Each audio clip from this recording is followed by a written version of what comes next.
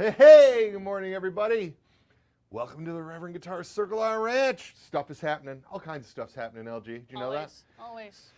Got that little thing going there. Oh, check out this beauty. This is 2021 Warhawk DAW. What's that W stand for, Kate? It stands for Wilkinson. Who's Kate? Kate of WilkinsonDirect.com. Oh. Kate is Trev's daughter. I did not know And that. she runs the company. Mm-hmm. Yes, she's boss over there. Good friend of Reverend, of course, the Wilkinsons. They do good work over there, and we have been using this VS50 Trem on our guitars for years. I don't know, Decades? 17 years? Yeah. Closing in on 20 years. Sounds about right. Yeah, and they make a lot of really nice stuff over there, but the Trem, of course, has been a favorite of ours. And this is a really cool. We've been doing the Warhawk for that many years as well. We've been doing the Warhawk guitar since 2003 or 4 or something like that. And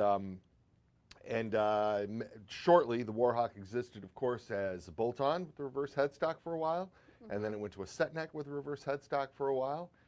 Johnny Cola will tell you there's a couple of 3+3 ones out there that are kind of funny looking. Little prototyping thing. Only a couple of those. And then eventually it ended up a set neck with the regular headstock, the non-reverse, as you will. And then it started getting the fancy bound neck, and then in 2020 we started doing the super cool bound headstock. People talk a lot of shit about 2020. Do you know that? They do. But in my mind, it's the year we started binding all the headstocks on the set necks. Well, good for you. When I think of 2020, I think of bound headstocks. Yeah, that's better than thinking about all that other mess, right? It's true. And this Palfero fingerboard, this is this fantastic Redburst. Joe wanted to address the Wilkinson style trem on a set neck 24 3/4 scale guitar, and this was a natural fit. We had a model before this, the Mighty Bayonet, and the Bayonet hung around for 7 or 8 years, and then she on a little hiatus, as things will be. In the vault. In the vault. You never, and may return. Yeah. Stranger things have happened. You know, Disney puts things in the vault all the time. Oh, they do. Disney does put. By the way, everyone, say hi to little gal. Hello. Little gal's been off for the last couple weeks. She had some sort of virus, but wasn't the big one. We don't know. Thank God. We don't think so. We don't think so. But she is back feeling herself and rocking and rolling. She's been all week. She's been in all week, catching up on the stuff that she missed and whipping us all back into shape. Yeah. Getting us all serious again up here. Right. Right on. Anyway, yes, so little gal is here to write down your questions and holler, and if anybody has anything they'd like to say hello, she's there. Back to this mighty fine Warhawk. 24 3/4 scale Carina body. 2021 was also the year that we introduced the Warhawk with our most popular pickup configuration, which is the Alnico humbucker in the bridge and the Alnico P90 in the neck. We call these pickups HA5. Yes. And 9A5. 9A5, yeah. It's their Alnico 5 magnets. Yes, indeed. Right. That's right. I have a hard time remembering things. Like, we've talked about this in numerous times on this here show. People like to say Warhawk 1, Warhawk 2, Warhawk 3, Warhawk 3A. 3A. What 3 with then the little A, and then 3, and then 3B, and then like Warhawk Roman numeral 4, and then Warhawk like sticks. I don't know. To me, it's all just the Warhawk, and the Warhawk has been this sort of evolution of change. We quit assigning the numbers a long time ago because the man, Mr. Naylor. You're not the man? No, Naylor's the man, dude. Okay. Naylor, when he has an idea, we follow it through, and so the guitars are an ever-changing beast. And assigning numbers to them, while for collectors is the easiest thing to do, second version, third version, and stuff like that. To us, this is just the Warhawk. This is the Warhawk DAW. DA stands for? Double H. W stands for? Wilkinson. I don't know why I'm quizzing her. Usually she's the one telling me. Usually because I'm looking at her going, what do we call the pickups again? Because I just, nah. So yeah, this guitar is new this year, and we're doing it in this super cool red burst and the ultra awesome and funky avocado burst. Look for some more colors in this model in 2021 because this really took off for us this year. And I'm glad because it's super cool. What you probably won't see as we go into 2021 is the hardtail version of this because the Trem just blew it out of the water. Yeah. I mean, it really, having them both was almost like, eh. So that being said, if you're into the hardtail Warhawk DAW, snag one, baby, because as we roll into Q4, those are probably also going to go on hiatus. In the vault. In the vault. Mm-hmm. May come back. The vault's big. So here is the set neck version of having these pickups, and down here to my immediate right, out of view of the camera from what I understand, is the bolt-on version of this pickup arrangement. This is the killer double agent, which was the original humbucker P90 guitar. Double agent, also big history with us. This was the double agent was born on the Charger platform, and then at some point in the late aughts, in 2009 or so, we basically stopped doing the Charger platform for a little while. We had it on. We did. We had it on the Gill. Yeah. And the Reeves. Right. And so the double agent then moved from the Charger platform to the Jetstream body, and we did it as a hardtail. And when we started bringing the Wilkinson Trems back late 2010, 2011. Yeah. At one point, Joe and I were sitting around looking at all the guitars on the rack, and we saw guitars in this body style. Some had Trems, some didn't. Some they all had different pickguard arrangements. The double agent actually had on this body had the T-style control plate, and we were like, you know, we need to dial this in, and so we brought back the Charger as the hardtail guitar, and we made this body, the Jetstream body, the Trem guitar, and we put the T-style control plate on all of the Charger bodies, and we made the Trem version with this pickguard, and we did it universally across the board. We have some big fans out there like Steve Amaral who like this pickguard on the Charger body. More power to you. That's very cool, but that's just not the direction that it went in because we just decided to make things a little bit more consistent. So that's how the double agent OG was born. Mm-hmm. This is the double agent W. Mm-hmm. W stands for Wilkinson Trem. That's right. Also brand new for 2020 is Italia Purple. And you know, another thing I'd like to point out. Mm-hmm. People are, you know, griping about 2020 and what a mess it is, mm-hmm. and it is. Don't get me wrong. 2020 was the year of the purple guitar here. A lot of purple guitars. We got this cool Italian purple, which is a beautiful purple flake. See what I mean? And we also did a number of purple flame maple guitars. Behind me here is a gorgeous Sensei RA in transparent black. Oh my God, look at how quick. Can I have this? No. But I want it. But you can't have everything. That's bullshit. It's not. And then, but we do this guitar in this beautiful transparent purple flame maple, as well as the King Bolt and a couple other things. And then, as Penny's point, I was going there. All right. You can't forget the Axis Purple Gristle Master. That thing's bad to the bone. And so, yeah, there's a few different purple options to choose from across the line. And Kyle points out that it's the purple and avocado year. Purple and avocado, yeah. Not together, not in the same. No, we're gonna save that for our friends at Ibanez, right? Because they would literally do a guitar that was like Ibanez, or what are the Mayonnaise, those guys from the Northern European guys. They literally do like purple to avocado burst. Yeah, stuff. Or like gradient and stuff like that. Yeah, and I got to admit, I don't hate it. I really don't. You know me, I like some funky guitars for sure. But I look at those things and I go, that's kind of cool, but it's really not a Reverend thing. You know what I mean? It's not really our No, it's not. There's plenty of people that are doing that well. Yeah, they're doing it. They're doing it well. They can run with it. You see what we do. It's all around me. I promised to to play a little bit on both of these guitars and talk about the sonic differences of them today. And the main thing, of course, is the double agent is a bolt-on 25.5-inch scale guitar. And so just by nature of the construction, the roasted maple neck and the longer scale length make this guitar a little brighter than the Warhawk. And the Warhawk is, you know, I would say, if I was talking about this one, I would say, yeah, that one's a little bit brighter than the Warhawk. If I was talking about the Warhawk, I would say, yeah, the Warhawk is a little bit warmer than the double agent.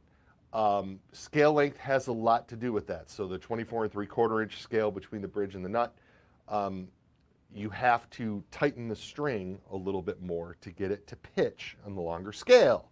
And so when you do that, you get a little bit more snap and a little bit more twang. I got a lot of reverb going on this amp. I should probably back that off a tad since we're talking about hearing things.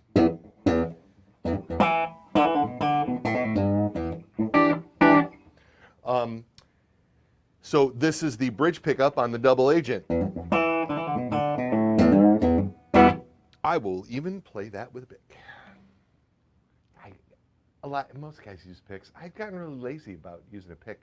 Honestly, I'm self-taught on all this stuff, like you couldn't tell. And when I play with a pick, I have a tendency to hold it with like a death grip, and then I get this awful like carpal tunnel stuff. And so instead of teaching myself to hold the pick correctly, I just taught myself to play with my fingers, and that way I don't have that problem. There you go. What do you think of that? Ken Logic. Ken Logic. Ken Logic, everybody.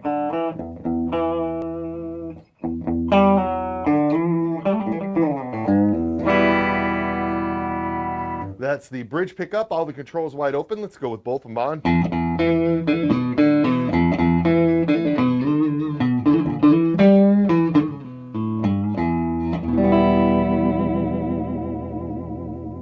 And then the neck pickup, isolated.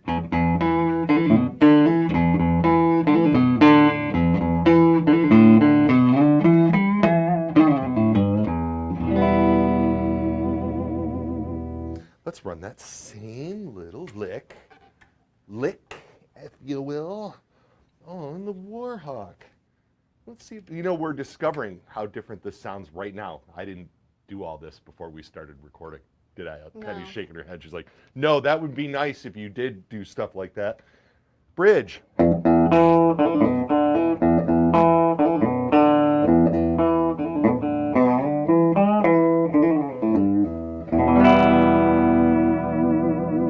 Yeah, bridge position, you can tell it's definitely warmer. Here's both.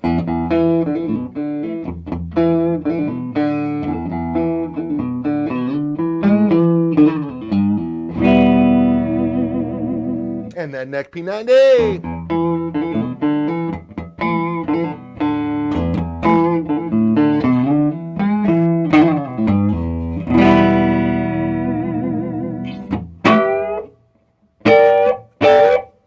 I don't know why. Just felt like it. Because it sounds good. There's that neck pickup isolated. Shall we? Shall we what? Go to the double agent again and do that little 12th fret kind of a lick Oh, sure. on the neck pickup. See what we got.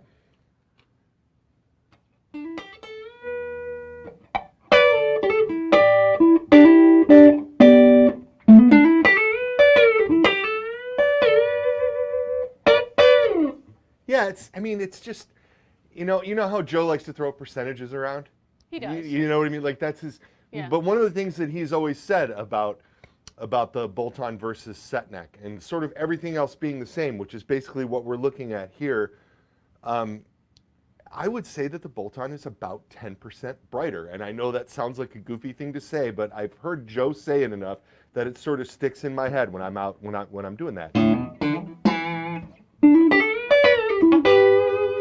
And there's a lot of, the scale length, again, like I said, the scale length plays a lot into this, the strings being wound a little bit tighter. And you know, I think I have a tendency to pick a little harder when I'm playing on the higher tension guitar. Sure. Just to, personally, you know what I mean? But when this is all over, if you're watching this on YouTube later or whatever, you can just like skip back and forth between the two, you know what I mean, and hear them. My playing should be consistent enough to at least give you an idea, you know what I mean. There's lots of pros out there that are doing these videos. I suggest tuning into them as well. Right. So here, but that's not what we do on Friday. We're here to have fun, folks, and entertain, right? Right, LG? Yes. Are people asking me questions? They sure are. I'll answer some questions, and I'll demo specific things. Fire away, folks. All right, I got to scroll back up. Because the comments keep coming. Uh-oh. Oh, boy. Uh-oh. Am I in trouble? Oh, no. All right, good. As Greg would say, and has said,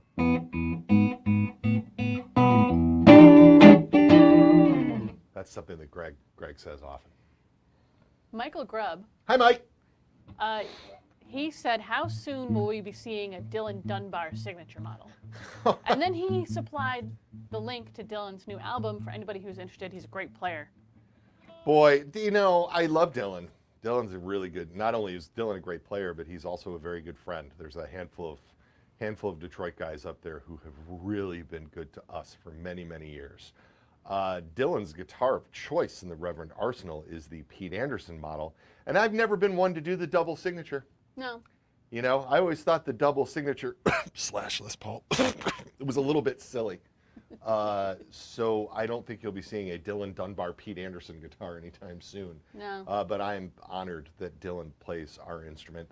Dylan also masterful on that acoustic stuff, that acoustic blues. Very good, very, very good at that acoustic. And he and his wife together. Jennifer, Tour, the yep. lovely Jennifer. Yes, Sisu, as we say. Right. Yes, she is a Finnish sister. Indeed. Check them out. Yes, check out Dylan Dunbar and Jenny Westwood. They have, I should call her Jennifer. She's Jennifer. She's Jennifer. Yeah. Yeah. I just, you know how I am. Well, I have that Finnish cousin Jenny. See. I know. So I see her and I think of, yeah. All that being said, Jenny and Dylan, Jennifer and Dylan, see, I did it again. Right, well, I was talking about it. Stupid. They've figured out some very, very interesting and creative ways to get their music out on the road in the time of the COVID. Yeah. I mean, they have enough of a following that people in faraway states are planning social distanced events around them, Yeah, and they're able to, and they bust their asses to be able to do that. So if those guys are near you, go check them out because it's amazing. Proud of them. Yeah, they're doing parking lot parties and stuff like that, Yeah. right? Yeah. Oh yeah. Yeah. They're doing real well. Michael Batista Hey, Mike. wants to know if 2021 is going to be the year of the matching headstocks on bolt-ons. I don't think so. I don't think that is in our that is particularly in our wheelhouse. I do love the look. It is a very cool look.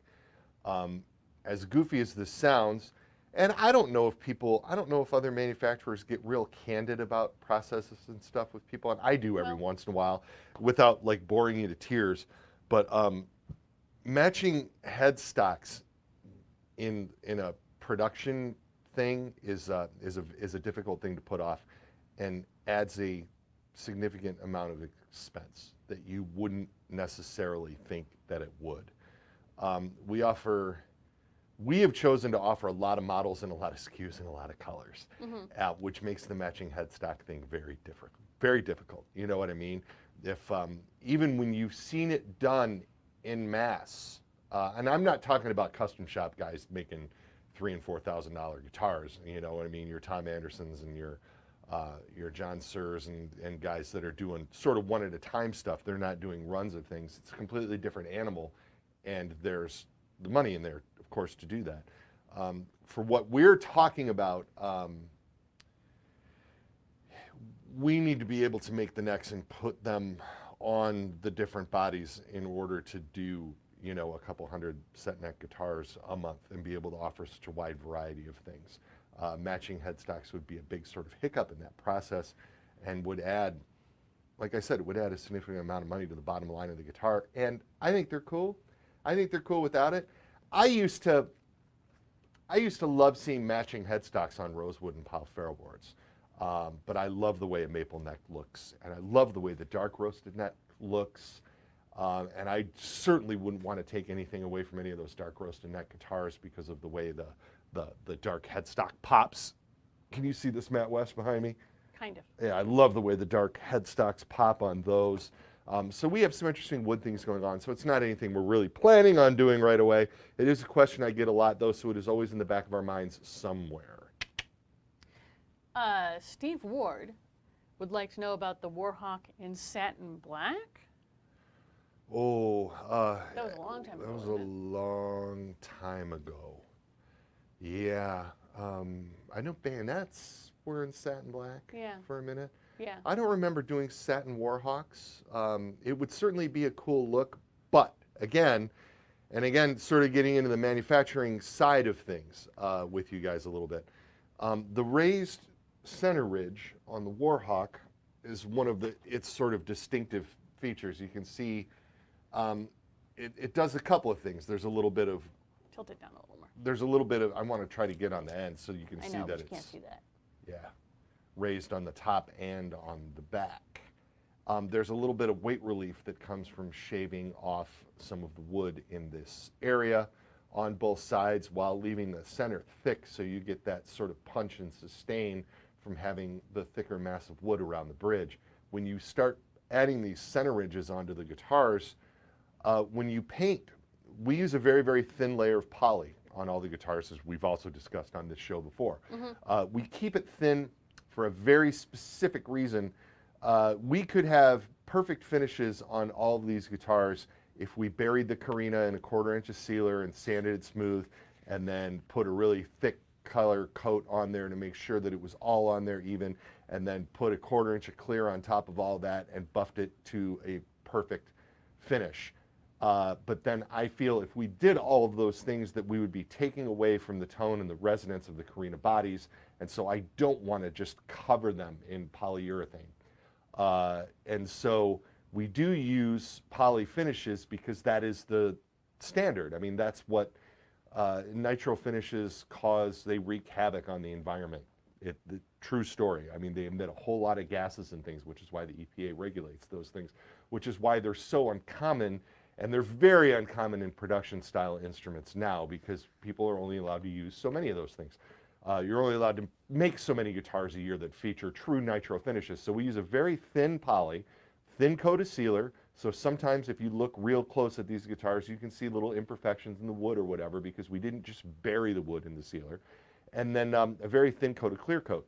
As a result of all that, when you get the center ridge on this guitar, as urethane paint dries or nitro paint, anything, acrylics, lacquers, oil-based, all that stuff. When paint dries, you end up with a surface tension, and the surface tension will pull on this ridge a little bit, and so the paint is actually thinner, the clear coat is actually thinner right along the ridge than it is on the rest of the body. And now we're getting back to your question. When you do the satin finish, you can really see that.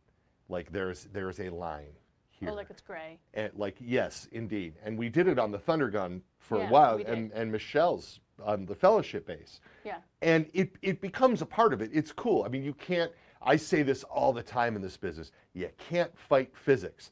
When you spray, paint on the ridge, the physics of paint make things happen like that. And any custom builder will tell you that it is what it is. And so that becomes a cool feature, but to offer the satin finish, but then I get questions about it. People think it's a flaw. It's not really a flaw. We prefer for the Warhawk to pop with the gloss.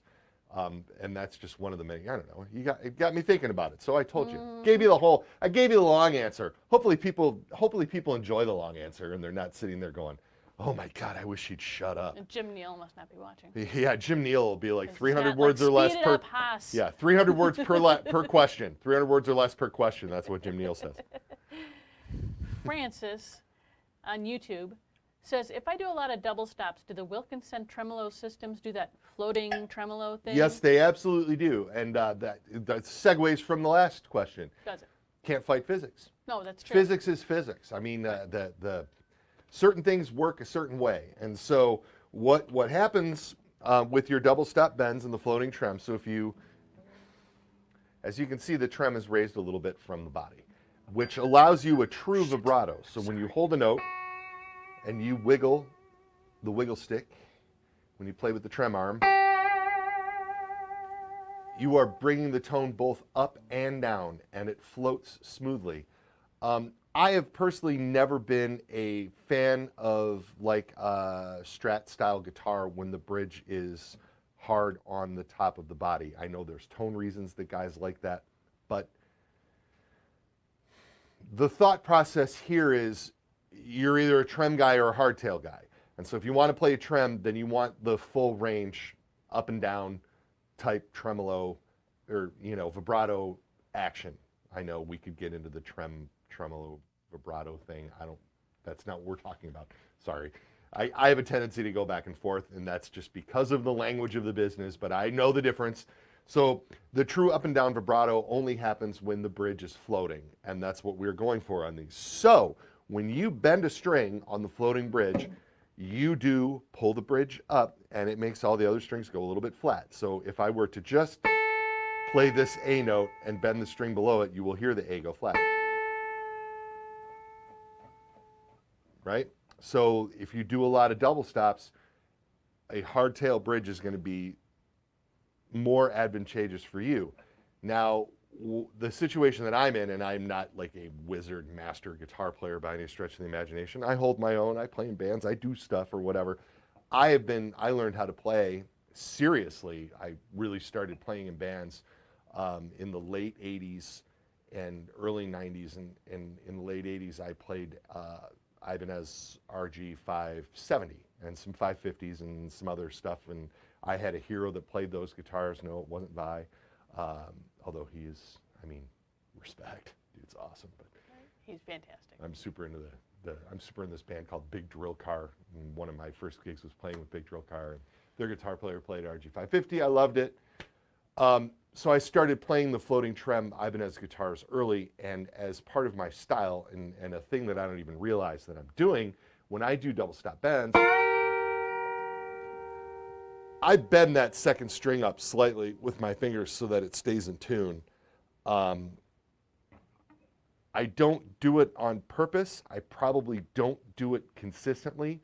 If I was somebody that played guitar for a living, I would get a lot better at that technique. Mm-hmm. But I never really realized I was doing it until we started doing the Polka Floyd thing. Oh. And I started mimicking Gilmore's solos, and I wanted to really get his solos down as close as I could, because we're doing this kind of half gimmicky band, kind of. But we were taking it seriously and really trying to do the songs right. And I figured any guitar player is not going to tolerate, if they're going to sit there and be like, they're turning my favorite band into polka music and they already hate us because we're doing that, then I better play the Money solo note for note, or the Brick in the Wall solo note for note. Yeah. And I started realizing on some of those things that you know, I needed to really pay attention to that. And so that is, I mean, that's the answer to that. If you want to, because of the physics of the instrument, if you want the trem to feel loose and have that free floating action, then you are going to pull notes flat when you do double stop bends. The ways to combat that are you play with heavier strings, and you put extra springs in the trem cavity so it won't move as much, but it will still move. And or you get one of those trem stopper things that only allows the bar to push down, so you can have enough up tension on the bar to be able to bend the strings and not pull them out of tune, as you suggest. Again, Jim Neal is screaming at me right now. Sorry. He's busy. I'm sorry that I talked so long. Tom Essler, I got this question a couple times. Okay. Tom Essler says, any chance you guys could get a double agent W in Chronic Blue to Joe's music? And also, relatedly, Bill later asked if we had a backlog of dealers due to COVID-19. Or are we backed up because of the pandemic? And if you can talk a little bit about our supply and our backup and all that stuff. So, to Tom's question, some guitar manufacturers who shall remain nameless just send things to dealers. They make new things. They just send things to dealers with a bill. We do not do that. We actually wait for the dealers to order specific guitars, and we do our best to fulfill those orders as they come in. The answer to your question, is a specific guitar going to a specific dealer? I don't really know without like getting into the system and looking and seeing what people have on order. But I do know that you can ask that dealer to order any guitar for you and they can get it from us. There may be a wait, which leads into the next part of the question. Yes, when the COVID thing started, we had a lot of guitars, and there was never an issue at Mirror Music with manufacturing. They never had an issue with the COVID over there, so they kept making guitars, and we kept bringing them in, and so at beginning of the summer we had a lot of guitars, a lot. And then the floodgates opened, and now we don't. We have been, the last few months, you guys, have just been unbelievable around here and difficult to keep up with. And we're actually changing a lot of the ways that we do things and the ways that we order, and a lot of our, none of our in-house processes. We still got Brian and Doug and Chris and Zach, CSG, of course, in the back, setting up all these bad boys and making sure they're good to go when they leave the building. But we are backlogged on a lot of guitars. Yeah, and well, I think that the Double Agent W and Chronic Blue is one, I think. Yeah, I believe so, yes. Yeah. And we are doing our best. What you may see from us, you know, in the future is, as we try to keep up with the popular models, like the Double Agent and the Warhawk DAW. I mean, I'm talking to you today about two of the most popular models that we make. As we try to keep up with these things, some of the models that we only make in limited numbers may become more limited as we try to keep up with the business on the Double Agents and the Jetstream 390s and the Charger HBs and such. So it is a crazy, crazy time. And yeah, we're very, very thankful to be as busy as we are. So thank you for asking. I gotta get back to that. Oh, little gal.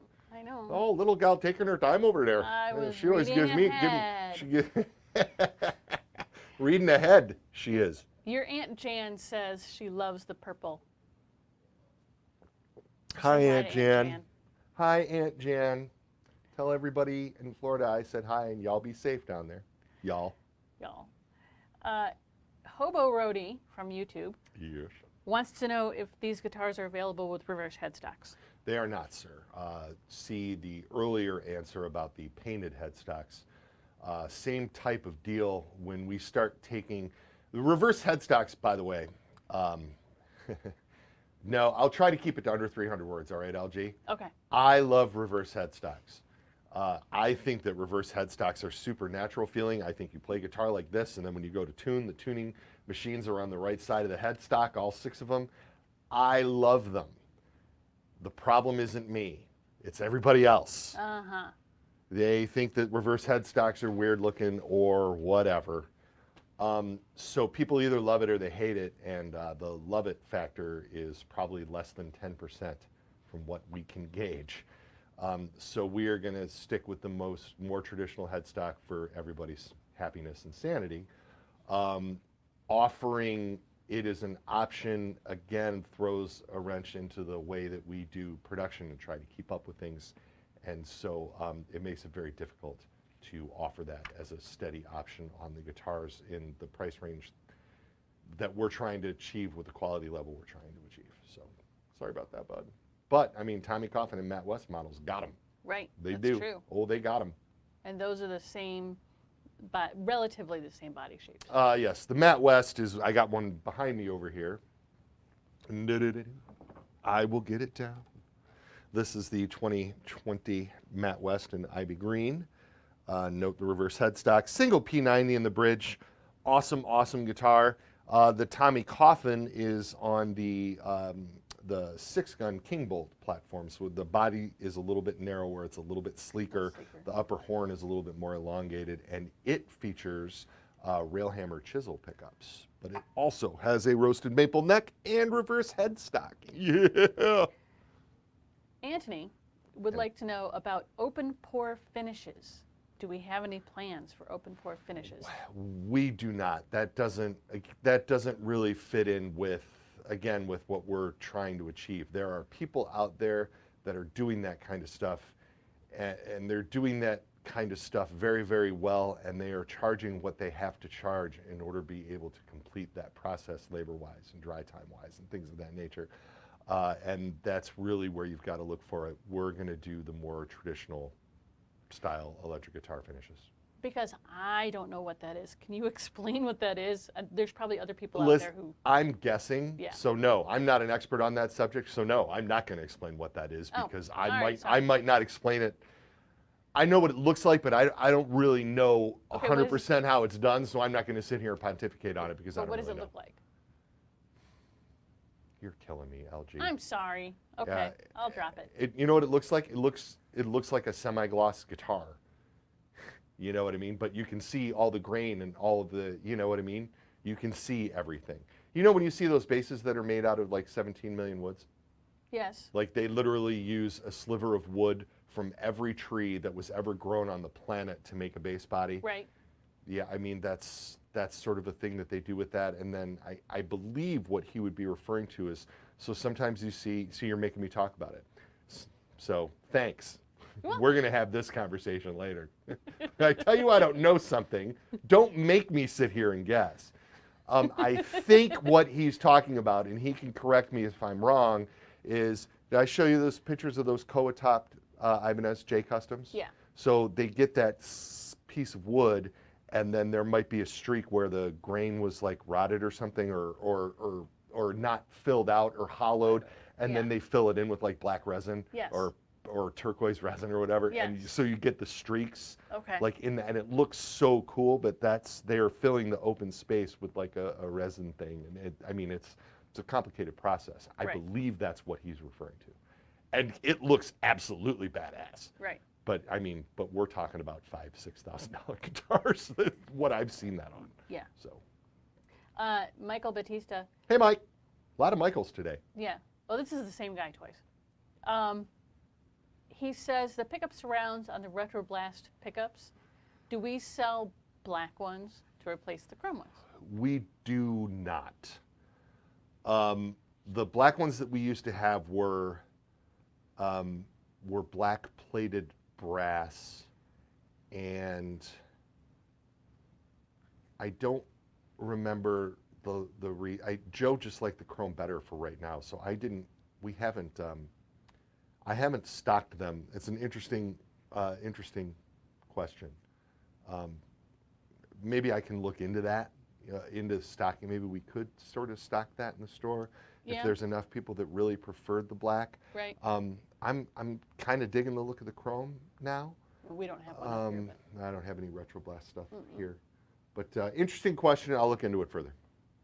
Another interesting question. Darrell says, out of curiosity, what would happen to the tone if the Carina body was dark roasted like the neck?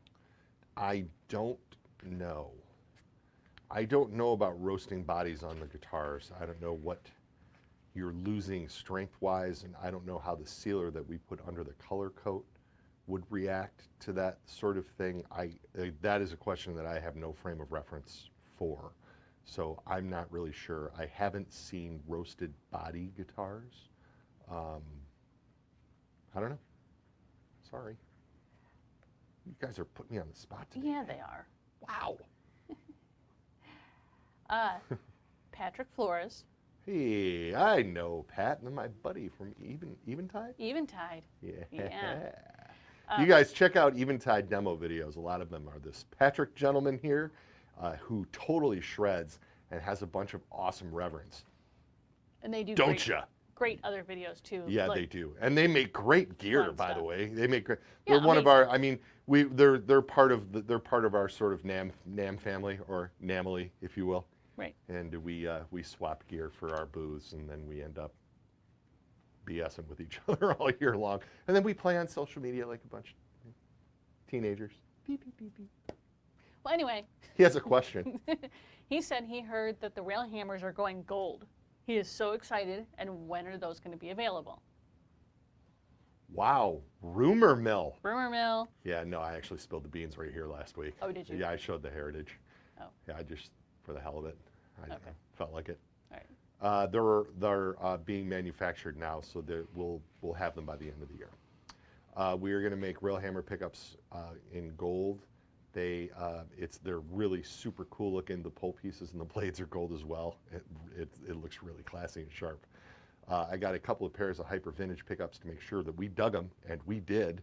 And I put one of those pairs in a gorgeous Heritage H157 Millennium guitar with gold hardware that I had out here last week because we were messing around with it, and it's super cool looking. We don't have, before you guys ask, we have zero plans to do gold hardware on any Reverend stuff. Joe and I aren't huge fans of gold hardware in particular. It's just it's a niche thing for a certain type of player and a certain type of guitar. And while it might work on one or two of the things that we do, never really been happy with the way gold plating adheres to tunematic bridges. Or trem style bridges. They always just get kind of crummy looking kind of quick. And if you're into that, that's awesome. But if you're not into that, then you're getting a lot of returns and replacement parts and things of that nature. And the gold plating, I don't know, man. It's okay. But then if you do have a guitar that has the gold plating on it, boy, these Railhammers look killer. Mm-hmm. They really look killer. Yeah. And you know what I like? What? This is gross. You ready? I like a satin black guitar with black hardware and gold pickups. There, I said it. That's a little 80s tacky. I'm a little 80s tacky, That's a good point. just in general. That is a good point. Yeah. So there you go. Uh, So yeah, coming, dude. They're coming and they look sweet. And we're only going to do the stock models. We're not going to do any of the signature models. None of the signature guys are interested in having gold pickups, and none of the signature guys are interested in any of that kind of stuff. So we're not going to be offering gold hardware on any of the signature guys' guitars as soon as I say that, right? Corgan will call me this afternoon. Hey, you know what I was thinking? But so Alnico Grande, anvils, chisels, hyper vintage, Huevos 90, Nuevo 90 clean cuts, all will be available in gold. Jim Who Knows says, Who knows, Jim? Yeah. Who knows, Jim? Are we close enough to fall that we can get a little tease on what we have to look forward to other than pumpkin spice and football or something? We're not. No, that's just no. Okay. We're not. It's been crazy. One of the things that's happening is dealers are doing a lot of limited runs this fall. So there's going to be some freaky stuff out there, which is cool because freaky stuff is cool. We love freaky stuff. For the dealers, our friends at Wildwood are continuing their killer run of doing a custom guitar every month throughout the year. Blue Sparkle Airwaves are going to them next. They're going to revisit their HSS 6 gun. They're going to have a custom Reeves Sustainiac, so they've got some cool stuff coming. Tone Shop down in Dallas is having an anniversary, and they're doing a very limited, like 5 or 6 piece run of the Contender in a color scheme that they've done before, which is going to be really neat. And with only 5 or 6 of them, I would think that's going to go quick. And what else? Russo is going to make more of the Charger, the Oxblood Charger 390s. They have those. Those are on the way soon. Of course, our friends over at Chicago Music Exchange got their Coral Double Agents, and they ordered a whole other round of those with Powell Ferro boards. So yeah, lots of stuff going on. And we're also going to have a limited edition for Merchant City Music in Scotland. Hello, Richard. We're going to have that probably featured here, maybe as soon as next week, but if not the week after. That would be spectacular. We got to get that thing on here. And when you guys see this, there's going to be tears. Because you guys are going to be like, oh my gosh, I have to order that from Scotland. Yeah, but he'll ship it to you anywhere. He will. I think anywhere in the world, right? And depending on how fast he goes through them, it's just sharp looking. Of course, we don't have any room to do stuff. I want one. I'm saying is I want one, and I can't have one. You can't keep them all. Penny says I can't keep them all. You can't keep them all. But I want to. We've been over this as a theme. I want to. I want to keep them all. Jeremy Allen says, who would you recommend for a pickguard to swap out for the Charger 390? He's thinking about brushed aluminum in a graphite finish. Pickguardian buddy, all the time. Pickguardian Tony, where they at? They in Akron, Columbus, somewhere in the middle of the state, somewhere They're over in there. Akron, but I'm not positive. Yeah, Tony at pickguardian.com. You can send him your pickguard, and he can do just about anything. He has the technology. He has the correct routers. He has all the materials you could ever imagine, and he does excellent, excellent work. But you are going to have to send him a template. We got all go for bad here a few months ago during COVID, Yes. and I sent him templates for every pickguard that we make. Still having some issues with maybe one screw hole being off, because get this, a lot of the finishing work on the guitars is done by hand, and so when you're placing the pickguard on the guitar, sometimes It's a one millimeter of this the way or a millimeter that that way or whatever, and if you're a millimeter this way over here, and then it's off over here, and I used to after I recovered from my first Ibanez phase in the late '80s, I played Fender. You guys ever heard of that company? They did a guitar called the American Standard Stratocaster, if you've ever heard of that. And I played those for a number of years, and you could get like pickguards, like Strat pickguards are everywhere, and everybody makes Sure. them, you know what I mean?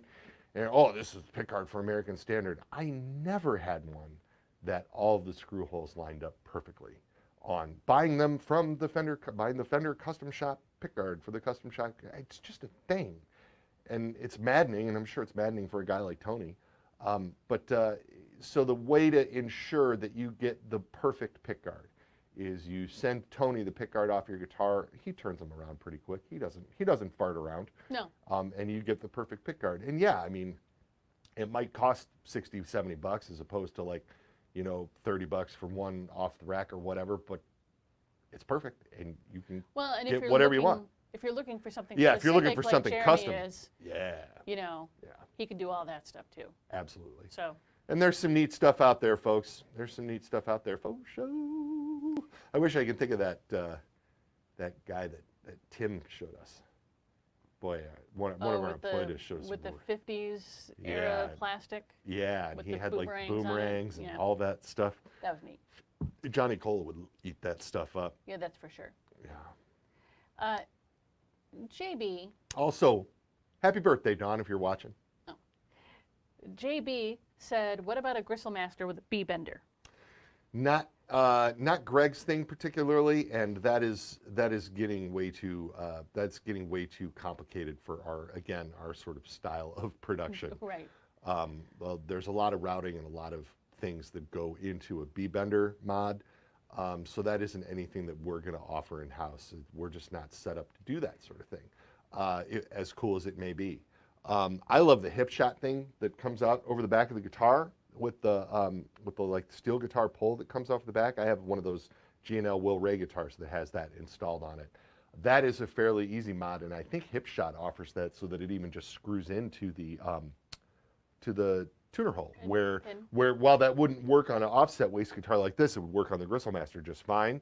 And then you can get that Hipshot B bender right on that guitar. I think possibly, don't quote me on this, possibly without drilling any holes, worth looking into. Those things definitely work. They work really well. It's a very cool unit, but that's not really our thing or our style. That's getting a little too niche for our being. They are cool though. They're super cool.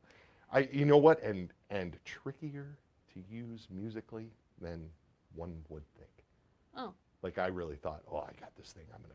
This is going to be a fun thing to master. It's like slide guitar. Like I can put a slide on my finger and play guitar, but that's not playing slide guitar a la like Rick Vito. Right. You know what I mean? So, yeah, and you can get one and you can mess around with it and get a couple of neat little sounds here and there. But the guys that really know how to play with a B bender, like Will, Robbie Baker from Tragedy Hip, really good with the B bender. Yeah. The guys that really know how to do it well, it's neat. It makes it a special instrument unto itself for sure. Kevin from JJ Hat Center. Oh, dude, Kev. Yeah. JJ Hat Center, New York City, in the shadow of the Empire State Building. That is one of the JJ Hat Center hats. It is. Mm-hmm. It is. This is a beautiful Italian-made felt hat that I have decided that looks good in this program. I'm a little scared to wear this thing on stage, although Kevin No, said, don't. It's gross. I know, but he I mean, said, you're gross when you're on stage. I know, but this hat, can be rolled up and put in a tube and put in your suitcase. I've got a video on how to roll these things up and put them into, and then they pop right back. You get a really good hat, and you learn how to take care of it. And this thing, the way they repel water and sweat and stuff, because it doesn't fall apart like the cheaper ones. Oh. So in theory, there's a lot of stuff I can do with it. Of course, right now I'm not playing out anywhere anyway. No, So this is my Facebook Live hat. But and because he sent it to me, I feel like I want to model it off on here. I love this thing, man. Penny, you like it? I do. I like it a lot. Yeah. Yeah. Little gal likes it, and nothing else matters. Anyway, Kevin asked, does Reverend ever sell factory prototypes, one-offs, or demo models directly to the public? Oh, not directly to the public. No, we sell all that stuff to the dealers, man. I mean, sometimes I have like artists that I work with or whatever, like the artist guitars. Usually the artists want to keep their prototypes. And if they don't, I do. He laughs. No, I've got like the prototype Rick Vito Soul Shaker out in the building. It's awesome. And Reeves has a handful of his prototypes. We usually just offer them to dealers. Sometimes the artists do snag them from us, but most of the time they just go right out to the dealers. Check with a lot of the people that we talk to on a regular basis, Joe's Music, Tone Shop, Wildwood Guitars. They end up with a lot of them. We usually write proto on the back of the headstock. True story. We're going through a streak there where Wildwood was buying we have prototypes at the NAMM show, and Steve from Wildwood would just come in and buy our whole NAMM booth, and so he would have all the prototypes on his website. That happened a number of times. Right, it did. Yep. By the way, as I sit here, look at the flame on this neck. Is that popping through in the camera? Boy, I mean, I can no. I bet you could go close up if you. God, it's subtle, but it's badass looking. A little bit. Yeah, it's cool. Where was I? Oh, Hal Face says he loves the sound of the middle position with the bass contour rolled off. Ooh. How and when do you use that sort of thing? Here it is.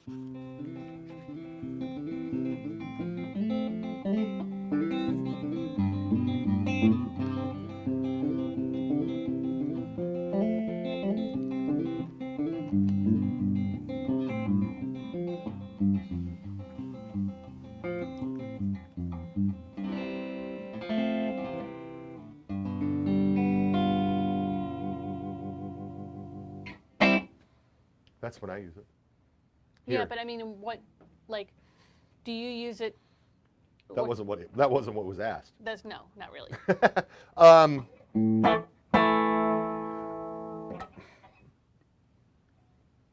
It's a tough question. And the reason why that's a tough question for me is I don't use it. All the guitars that I play live with are wired to bridge pickup, volume control, output jack. True story. There's nothing subtle about what I do, and I play in bands with a lot of instruments. The one band I play in, I've got a guy on a Hammond organ and a guy on an accordion that are making all kinds of damn noise.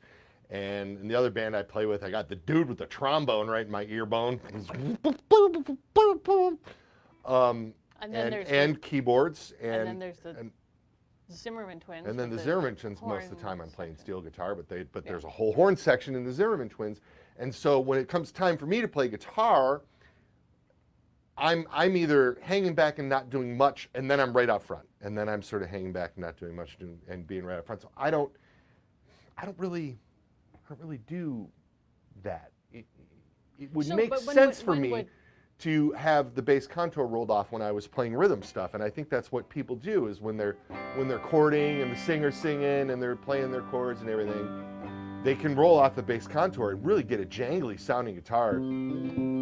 You know what? I'd like to actually demonstrate that on the Warhawk because as we talked about at the top of this thing, the Warhawk isn't as bright as the double agent is just by the nature of its construction. And so I'm able to roll out the bass contour control on the Warhawk and imitate that sort of boy, I was beating it. This air kicked on and all of a sudden I have 65-degree air blowing down on me from the vent right above my head. Sorry about that, folks. Hey man, you get the real thing when you tune in here. So here's the bass contour all the way up on the Warhawk.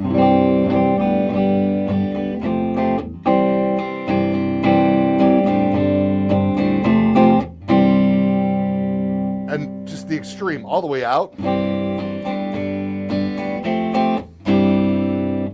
It takes the boominess out of it without making it sound thin and terrible, you know what I mean? And so, you know, it's a neat thing to pull out when there's a singer going, when somebody else is being featured, so you're not occupying so much sonic space. If you get an amp, if you're plugged into a system that you're not familiar with, or you're doing the jam night, and dude's got his Dr. Z up there, and everybody's playing through it, and you get up there with your guitar, and your guitar sounds real beefy, or it's on the bottom end because you're playing through gear that you didn't dial in. You've got this thing right at your fingertips that you can roll out some of that bass for and have more control over it. That's sort of where I see using it, but I also see guys running, like they're out of the frame right now, but I've got my Nailer and my High Watt over here, and these guys that use these big amps, single channel amplifiers without like a lead channel or whatever, and they're running them hot. Back in the day. And if you're getting your clean tone by backing off your volume control on like an old JCM 800 or something, and your idea of clean is just rolling back the volume while you're being plugged into your Marshall, the bass contour offers a wide variety of tonal palette for you to do there. And you can like mimic that jangly Fender amp thing by rolling the bass out and the volume out at the same time. And then when you turn both of those controls up, rock. We got to wrap this up, LG. Yeah, you got one more question? I got one more question. The Newt on YouTube says, do dark roasted necks have a coating on the back of them? They do not, sir. Well, I mean, it's a very light satin finish. It feels very natural and very smooth, and it is a very light satin just to sort of protect the neck, and it feels wicked. It does, in my mind, feel woodier than the regular roasted maple necks, which in my mind feel woodier than the old school maple necks that we used to do. I don't know why that is, but just a very thin satin to protect it, and that's it. And yeah, it feels awesome. But if you're a guy who doesn't like that coating, well, you can sand that off, right? And get the... No, not, I mean, you can sand it off, excuse me. Yeah, and you would still have the dark roasted. Yeah, of course. Yeah, but it would just have sand scratches in it. Well, I know that, but I mean, aren't there people who But like the as compared to this, I always think that question is being asked and compared to a set neck guitar where the neck is actually finished in high gloss. And on the dark roasted neck guitars, it is not finished in high gloss. It is finished in a satin, just like a maple neck typically is. Yeah. And there's high gloss finishes on maple necks too. We don't do that. Just a very light satin finish so that it feels nice and smooth in your hands, folks. Hey, thanks for tuning in today. LG, any announcements? Excuse me, guys. I'm sorry, I talk too much. Not much going on, so I don't know that we have. Not much going on. Well, I mean, you know, out there, we're not going to play shows or do events or any of that. We're just here trying to keep up. Yeah, there's a social distance Oktoberfest, September 20th. Yeah. Miami Bay Brew Company. Looks like it's going to be Polka Floyd's one and only gig this year. Although we did play Punchki. I haven't played live since Punchki Day. In February? In February. Haven't had a show. Holy smokes. Punchki Day in February. Yeah. Yeah, hard to believe. Mm-hmm. I'm ready. I'm so ready for this to be over. I heard Ohio is lifting their live performance ban. Mike, our governor talked about it.